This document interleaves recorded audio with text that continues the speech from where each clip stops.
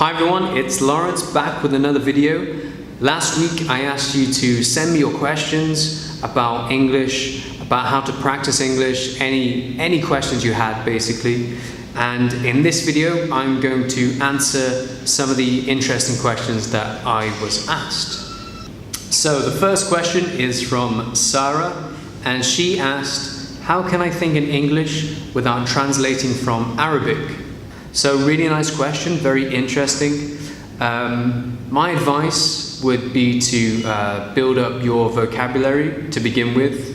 So if you're translating from one language to English in your mind, that probably shows that you don't have enough vocabulary, or you're not comfortable with the vocabulary that you know. So when you learn vocabulary, you need to practice using it. And the more you practice using it, the easier and more natural it will become. So if we think about, for example, saying hello, how are you? You don't have to translate that from your native tongue. If it's Arabic, you don't need to translate from Arabic to say hello and how are you. Why is that? Well, it's because you use that all the time. So the more often you use a piece of vocabulary, or maybe a big sort of chunk, a phrase, then the easier it becomes to say it and to write it, and it becomes more natural. So you don't need to think, you don't need to translate. So in order to practice new phrases and new vocabulary, you can practice speaking for sure. So speaking English, you can practice with a friend who's also learning English. That's a very nice way. You help each other out. And the more you practice, the easier those sort of chunks of language or the individual bits of vocabulary will become. Now, if you don't have a friend, you could, I don't know, talk to your cat maybe. That's a nice way of doing it. I know your cat's not going to respond, but you will have some practice speaking English. But if you don't have a friend and you don't have a cat, what can you do? Well, you could just make up conversations in your head. So I live in Cairo and my Arabic isn't very good, but it's getting better with time. When I first arrived and I wanted to go to the shop, maybe to buy some water, on my way to the shop, I would sort of run through the conversation in my head, practicing what I'm going to say, thinking about what the person in the shop is going to say and how I would respond. So on my way to the shop, I would practice that conversation 4 or 5 times before I actually have to do that conversation. So that's one example of how you can sort of make up a conversation. Maybe you could imagine a conversation with someone at work, or some sort of situation that happens to you a lot.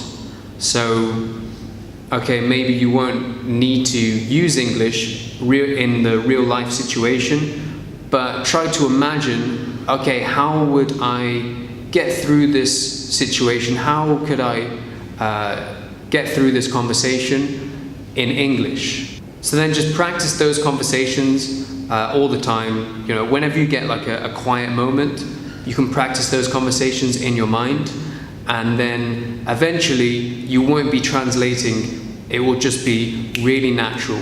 Okay, so the next question is from Samar. I think I'm pronouncing that right, maybe not. So they asked, is it better to watch videos in English with or without subtitles? Interesting question. So it really depends on your level. If you are sort of in the beginner stage, so elementary, pre-intermediate, okay, yeah, watch videos with the subtitles. So you can translate it, you can have translated subtitles. So instead of having the English subtitles, you can have your mother tongue, your native language, and that will help you with your listening. And really you want to start off easy and then make it harder for yourself as you get better. So if something's too easy, just make it more difficult. So you can start with having subtitles in your native language, and when that's too easy, you can change that to subtitles in English, and then you can have it without subtitles and see how you do. When I was learning another language, I very often watched something with English subtitles at the bottom, but I wouldn't read the subtitles straight away. I'd watch the video and I'd listen and I'd try to understand what was happening without looking at the subtitles. And I tried to get, a sort of gist, an understanding of what was happening. And then I would rewind and watch it with the subtitles to make sure that I understood. Now, I didn't always understand, so that helped me improve my vocabulary, improve my listening, and that's kind of a fun way where you can test yourself and then teach yourself, and it makes just watching something a little bit more interesting and a little bit more challenging. Another thing you can do to help you with your listening, especially when you're watching a video on YouTube, is to change the speed. So you might be able to see the settings which are down here. If you click on the settings, you can actually change the speed to make this video slower. So if I'm speaking too fast for you now, you can change the speed down here, and I will talk a lot slower. All right, and then the last question I'm going to talk about today is from Osama, and he asks, I'm bad at using grammar. What's your advice? So this is something that I get from students all the time. They say that they're bad at grammar. How can I improve grammar? How can I understand it better? Well, okay, so practice, for sure. You need to practice, you need to make it part of your life, you need to make it routine, something you do every day. It doesn't have to be for a long amount of time. Don't spend an hour doing grammar practices, because that's just too much. Maybe 15, 20 minutes every day before you go to bed or when you come home from work. And that can be a nice routine to help you progress at a steady rate. So really you need to break down the language into its individual parts. So don't try and practice the past simple and the second conditional and everything else all together. You need to try and focus on different aspects of the language and take your time with it. So you really need to study the rules carefully, especially with the more simple, the more basic tenses, because those are the tenses that we use every day. So make sure you get those right first before you start going on to more complicated tenses. If you want an explanation of some of those basic tenses, I'll put a link up here to some of my videos where I explain the more basic tenses like past simple, past continuous, present simple, present continuous, and other things.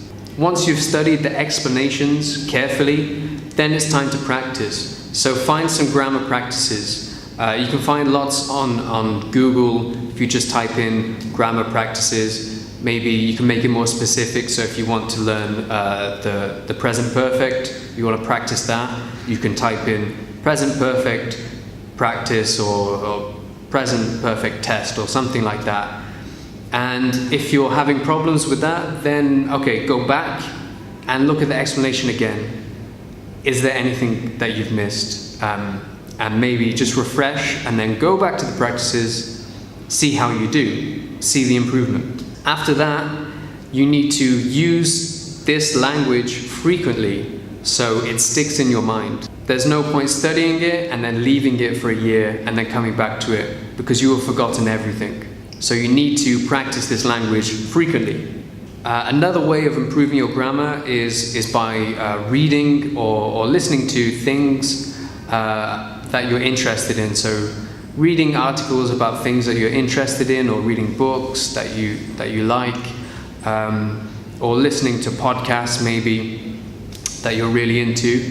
And then as you are reading or listening, you can start to focus on the structure of the sentence. And from that, you can teach yourself a lot of grammar. If you look at the structure and think, okay, why have they used that structure? What does it mean? Are they talking about the future or the past? And you can start to teach yourself some of those aspects of grammar. Okay, so this video is getting too long, so I'm going to stop here. But feel free to ask me any more questions. If you have questions, just add those to the comments below. And if you like this video, feel free to subscribe to my channel. Here, I'm going to be doing a few more of these videos in the coming months. So if you like this type of video, just subscribe here. I'm also going to give you a link for the grammar playlist over here, and that's a playlist of some of my older videos where you can get some explanations on the more basic grammar tenses. Okay, so that's everything. Please send me your questions and I'll try to answer them sometime next week.